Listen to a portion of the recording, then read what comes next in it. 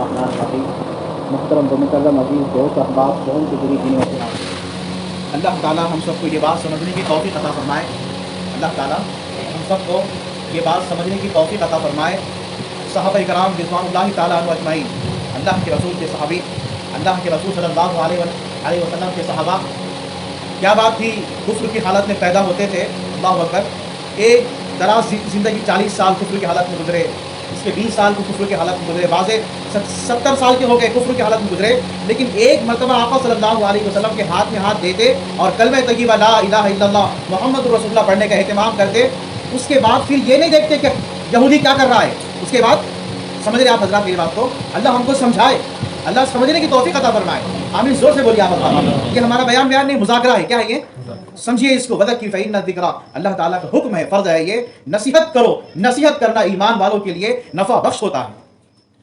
ایک مرتبہ بول دیے صحابہ نے اشہد ان لا الہ الا اللہ، گواہی دیتے ہیں کہ اللہ کے سوا ہمارا کوئی نہیں ہے، وہ اشہد ان محمدًا عبدہ ورسولہ، اور ہم گواہی دیتے ہیں کہ پیارے آقا سرکار دو عالم صلی اللہ علیہ وسلم جو بات بولتے وہ حق ہے، وہ سچ ہے۔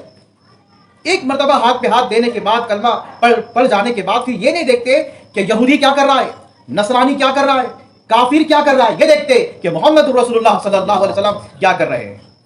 سوتے تو سوچتے، پوچھتے آقا صلی اللہ علیہ وسلم سے کہ آقا صلی اللہ علیہ وسلم ہم سوئے کس طرح، کھانا کس طرح کھائیں، نماز کس طرح ہم لوگ پڑھیں، کپڑے کس طرح ہم لوگ پہنے، کیسی ہم داڑھی رکھیں۔ آقا صلی اللہ علیہ وسلم کی ذات اقدس کو دیکھتے۔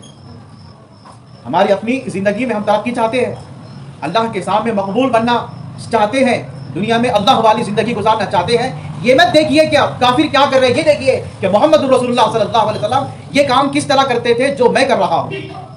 میں کام کیا کر رہا ہوں، میں بیت الخلا جا رہا ہوں۔ دیکھ لیجئے کہ آقا صلی اللہ علیہ وسلم کس طرح جاتے تھے۔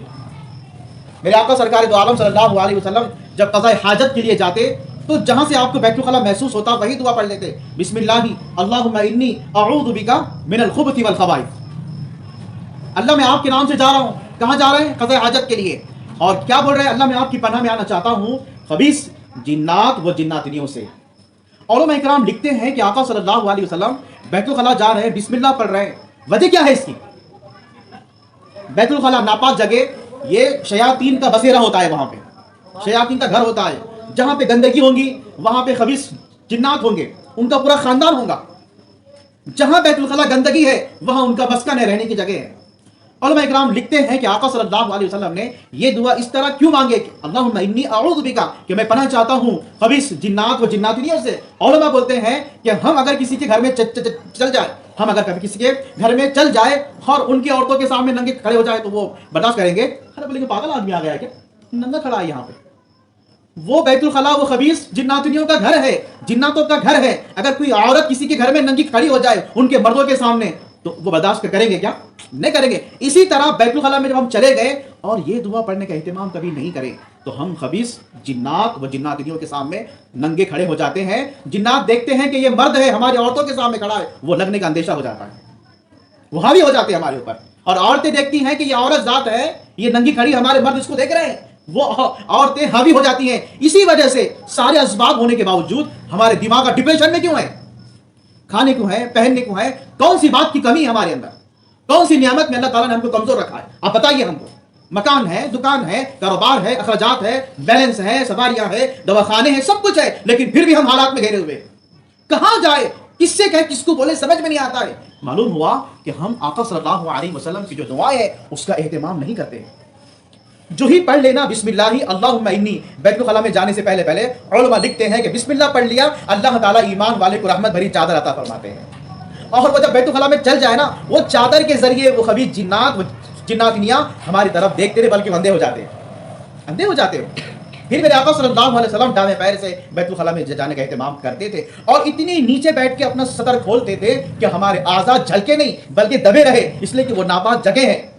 سر ڈھانپ کے جانے کا اہتمام کرتے تھے آقا صلی اللہ علیہ وسلم، اس لیے کہ وہاں کی شیاطین، وہاں کے جراثیم سر کے ذریعے ہمارے جسم میں داخل ہو کے دل کے اوپر حملہ کرتے ہیں، گندگی کا وساوس ہم کو آتا ہے۔ ڈھک کے جانا چاہیے سر، یہ سنت ہے۔ ایک سنت آقا صلی اللہ علیہ وسلم کی ہماری پوری زندگی کے اندر برکت لانے کے لیے کافی ہے۔ ایک سنت آقا صلی اللہ علیہ وسلم کی آخرت میں شفاعت کرنے کے لیے کافی ہے۔ ایک سنت آقا صلی اللہ علیہ وسلم کی جنت میں داخلے کے لیے کافی ہے۔ جو یہ بول, حضرت حافظ منظور صاحب کہتے ہیں کہ جو یہ بول دے یہ سنت تو ہے, فرض تھوڑی ہے, بس اس نے ہلکا سمجھا, ہو سکتا ہے کہ اس کے ہلکے سمجھنے کی وجہ سے اللہ تعالیٰ اس کو ایمان سے محروم کر دے. حضرت مولانا امراء الحق صاحب ہردوئی رحمۃ اللہ علیہ کہتے ہیں, لوگوں آقا صلی اللہ علیہ وسلم کی سنتوں کو اختیار کرو جو تمہارے بس میں ہے. بڑی بڑی سنتیں تمہارے بس میں نہیں ہے. پیٹ پہ پتھر باندھنا ہے کہ بس میں ہے, اپنے پیٹ پہ پتھر باندھنا, اللہ اکبر کبیرہ. پھر کیا جی, آقا صلی اللہ علیہ وسلم کی وہ سنت طائف میں پتھرے کھانا, غزوات میں نکل جانا, وہ تمہاری اختیار میں نہیں ہے. یہ ضرور تمہاری اختیار میں ہے کہ سوتے وقت یہ نیت کرنا کہ میرے آقا صلی اللہ علیہ وسلم سوتے تھے, میں بھی سو رہا ہوں. مجاز بناؤ, تنہائیاں ناپاک ہو رہی کیوں ہے, گندگی کا خیال کیوں آ رہا ہے کہ ہمارا مجاز محمد رسول اللہ صلی اللہ علیہ وسلم کے مجاز نہیں بنا ہے. اب تک صحابہ کرام اللہ کے رسول صلی اللہ علیہ وسلم کے ساتھ میں رہتے تھے. ایک مدت تک کافر آدمی کلمہ پڑھ لیا, آقا کے ساتھ میں رہ رہا ہے, ان کی زندگی کو دیکھ رہا ہے, تو کیا جی اللہ اکبر کبیرہ, میرے آقا صلی اللہ علیہ وسلم معراج پہ چڑھ رہے ہیں, کہنے لگے جبرائیل پیچھے چلنے کی آواز آ رہی ہے. اللہ اکبر کبیرہ, پیچھے چلنے کی آواز آ رہی ہے. حضرت فرشتے نے کہا کہ آقا صلی اللہ علیہ وسلم وہ چلنے کی آواز بلال کی ہے. کس کی آواز ہے؟ اور آدمی کیسا ہے؟ کالا آدمی ہے, ہونٹ موٹے موٹے ہیں, پیٹ باہر نکلا ہوا ہے, ہاتھ چھوٹے چھوٹے ہیں, لیکن مقام کیا ہے؟ اللہ.